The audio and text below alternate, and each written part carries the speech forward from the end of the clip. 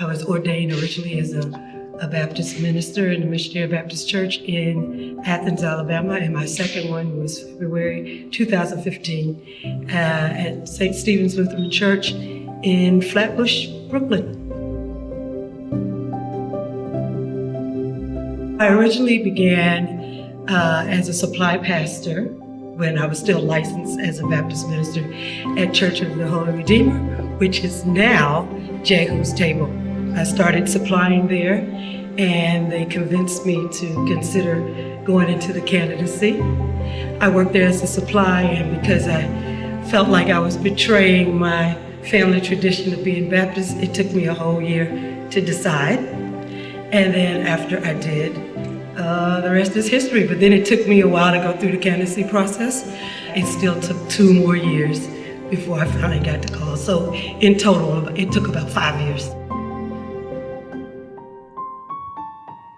After taking 5 years to get ordained, that was a good day at St. Stephen's. It was festive. Of course, it's like a honeymoon. And then the honeymoon was over, and then the work came.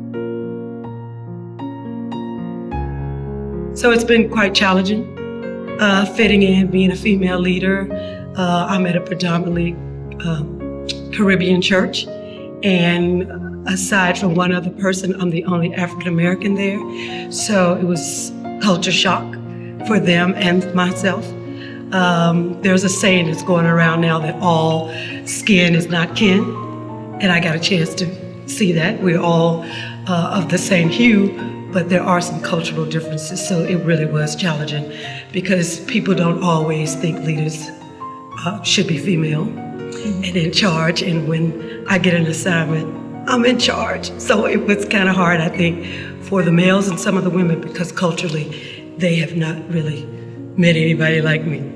I think it was the cultural differences because I've already experienced being a woman in a Baptist denomination, so I'd already kind of conquered that. Plus my family, many of them do not believe in female pastors, so I had already overcome that. Even my parents were part of the Primitive Baptist denomination, which does not, some of them do not license and ordain women. And even now when I go back home to Alabama, I can't go into the pulpit where I grew up, even though I'm a recognized, ordained twice female pastor. But I grew up as a church musician, so when I go home, they usually don't ask me to preach anyway. They ask me to play the piano and sing. So I just switch hats, and I was a church baby. I was singing in the choir at 6 years old, and there's a picture of my grandmother and my aunts, and I'm the only child in the front of all the adults with 2 pigtails, and I said, "Where are all the children?" They said, "What children? We only had 1 choir. It was an adult choir. You said you wanted to sing, and we let you." So I've been doing church work since I was 6 years old. I just think most of the adaptation is usually with the female leader because I don't care what profession you go into. I also been to law school, and it's the same thing in that profession. People just assume we can't do.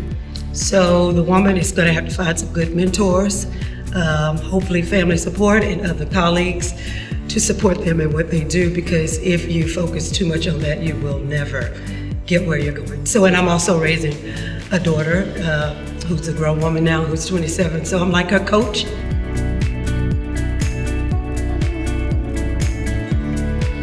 An advice that you would like to give to the next generation women who want to come Well, across? make sure you're fully trained, because the worst thing we could do is get an opportunity and then not be ready. There's never enough. I'm in school now. I don't have to be, but I am. I'm studying Hebrew, and I've studied Greek and German, and I got some other studying to do. My brother teases me. He says, "Stop going to school, your head is gonna explode."